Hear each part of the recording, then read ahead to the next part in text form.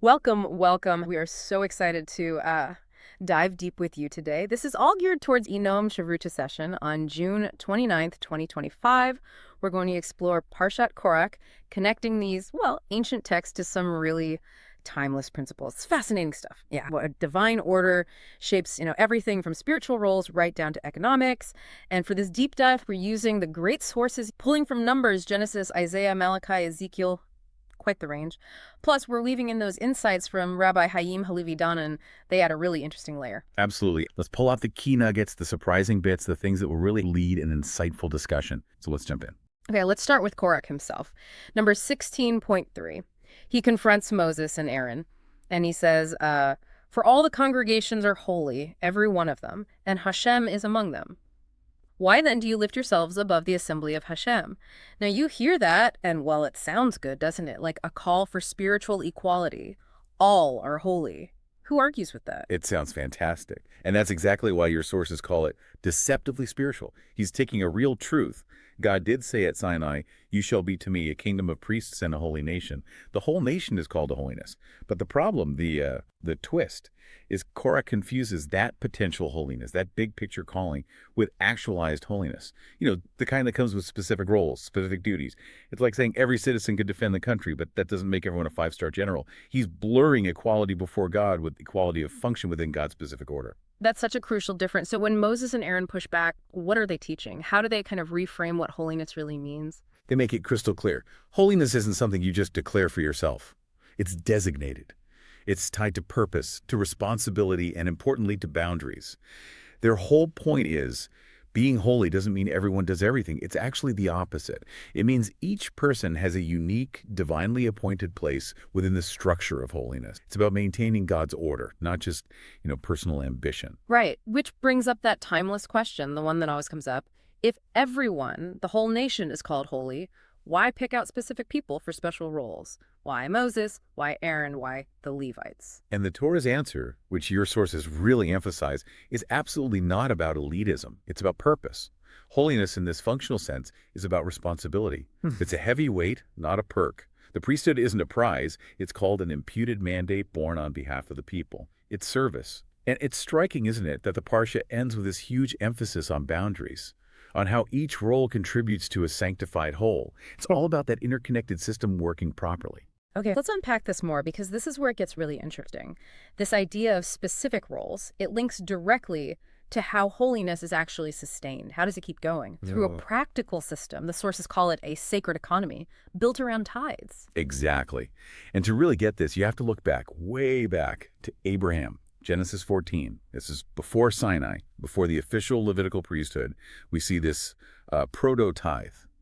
Abraham wins a battle, and he voluntarily gives a tenth of everything to Melchizedek, priest of God Most High. Now, this isn't just him being generous. It's profound. He's saying, God, you're the source of this blessing, and Melchizedek, you're God's representative here. It's gratitude, it's humility, and, the Midrashic layer you mentioned is fascinating, this idea that Levi, Abraham's great-grandson, kind of spiritually received that tithe and seed, inheriting that role way down the line. And what blows my mind is the timing in Numbers 18. Right after Korach's rebellion blows up, then God lays out the whole tithing system in detail. That can't be coincidence. Why right then?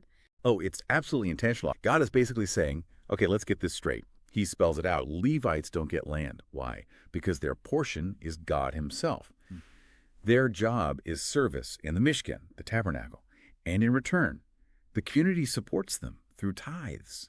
Israelites give the Mazer Rishon, the first tithe, to the Levites. But wait, there's more. The Levites then take a tenth of that tithe, the Terumat Mazer, and give it to the Kohanim, the priests. It's a whole ecosystem. And the sources really hammer this home. The system only works if everyone does their part.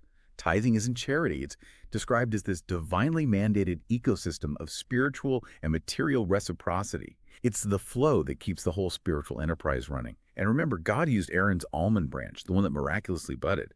That was to physically separate and confirm the priesthood, reinforcing these distinct roles. Okay, so it's this precise, divinely ordered system. But what happens when people stop? Fast forward centuries to Malachi. He asked that really sharp question. Will a man rob God, yet you are robbing me in tithes and offerings? What went wrong? Malachi is seeing a total breakdown. It's the 5th century BCE, the Second Temple period, and the temple service is just neglected. It's falling apart. And why?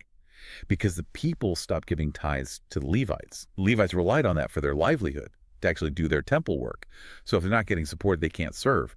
And then the next step, they stopped giving their tithe, the Turamot Mazer, to the Kohanim. The whole sacred economy just grinds to a halt. Wow. So what did that look like on the ground? What were the consequences for the nation when this whole system collapsed? Oh, they were severe. Malachi talks about drought, economic hardship, a real sense of national malaise, like a spiritual depression. It becomes this vicious cycle. No tithes means the temple decays. No support means the Kohanim and Levites have to leave their posts just to survive. That creates a spiritual vacuum, right?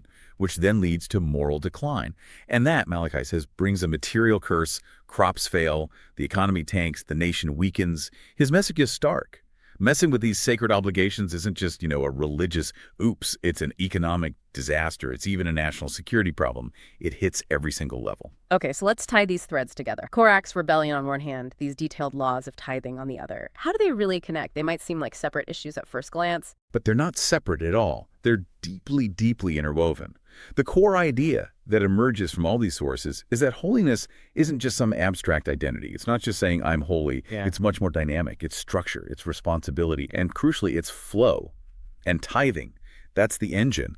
It's the practical mechanism that both honors the structure and fuels the flow. The rebellion and the tithes are really two sides of the same coin. Holiness isn't just status, it's a system, a sacred economy, a flow of responsibility, service, and the support needed for that service. And Korach's rebellion was aimed right at the heart of that sacred structure, wasn't it? He was challenging the whole setup. Exactly. He went after the hierarchy of service, Kohanim, Levites, Israel. Yeah. He challenged who gets access to the Mishkan, how sacred duties are distributed. So what does God's response make clear about holiness then? God's response is firm. Holiness isn't flat. It's not a free-for-all. It flows through designated roles, and it comes with accountability. Every tribe, every person has a holy task, yes, but not the same task. And your sources warn very clearly what happens when you try to flatten holiness like Korach wanted. Confusion, competition, and ultimately collapse. It undermines the very system God set up. It really makes you see Korach not just as some ancient figure, but as a kind of archetype, a recurring pattern. The sources put it so well. Korach said, all are holy. But what he meant was, I want to redefine holiness in my image. That's powerful. It is. And you can trace that Korach spirit, as the sources call it, through history. They give examples like, in Christian history, the idea of supersessionism, the claim the church replaced Israel. That fundamentally denies God's eternal covenant, his established structure. They also mention Martin Luther, how his theological stance shifted when Jews didn't convert, twisting all believers are holy into something that, according to these sources, dismissed the need for Israel, the land, the law. It's presented as echoing Korach, taking a truth, all are holy, and weaponizing it against God's revealed order. And this pattern isn't just external. Your sources point inward too, within Judaism. You see some modern movements rejecting oral law or halakha, claiming a higher path. It sounds a bit like Korach, doesn't it? We all have equal access, why follow this system? The consistent message from Torah is that structure doesn't abolish holiness, it enables it. And the sources even bring in the nations. Ezekiel foresaw nations coveting God's land. Right, Ezekiel 36 and 37. And your sources connect that prophecy to contemporary issues. They point to claims by some Palestinians or surrounding nations denying God's covenantal promise of the land to Israel. The argument presented is that this echoes Korach's sentiment. It belongs to everyone equally, so why should you have it? It's framed as another challenge to God's designated structure and inheritance. Again, we're just relaying how the sources analyze these historical and modern claims through the lens of Korach. Okay, so let's bring this right into today. What about now? We don't have a standing temple, no active Kohen service in that same way. So where's the priesthood? What does the structure mean for us? That's the million-dollar question, right? And the answer seems to be that the principles are still very much alive. Kohanim still give the priestly blessing, the Birkat Kohanim. That role is eternal. And beyond that, remember Exodus 19.6, the entire Jewish people are called a kingdom of priests. That's a collective job, embodying holiness in everyday life. For Yeshua-believing Christians, there's a spiritual interpretation of priesthood, but, and this is crucial from Romans 11, they're reminded they're grafted into Israel, not replacing it. Yeah. So the structure of holiness, maybe it's cloaked in exile, like your sources suggest, but it's still there, waiting. And that connects perfectly to Rabbi Donin's point about being a holy person. It's not about hiding away, is it? Not about rejecting the world. No, he stresses it's about being in the community, sharing life. But the key is developing discernment, being able to tell the right from the wrong, the true from the false, the sacred from the profane. He says, the greater the sense of ethical, moral, religious discrimination, the greater the holiness of the individual. It's active, it's engaged. It ties it all together beautifully, doesn't it? Holiness isn't just some inner feeling. It's a functioning system. It needs that discernment, that discipline, but also that material support we talked about. It's living within God's order, not trying to remake it ourselves. Which leads perfectly into the 3 questions for today, for your reflection and for your Chavrutah session. First one, am I pursuing holiness or power disguised as holiness? Do I seek to serve God's order or rewrite it in my own image? Oof, that gets right to the heart of our motives, doesn't it? It really does. Are we aligning with God or just using holy words for our own agenda? Second, am I respecting sacred boundaries or flattening them? Do I embrace the structure God designed, even when it limits my access or authority?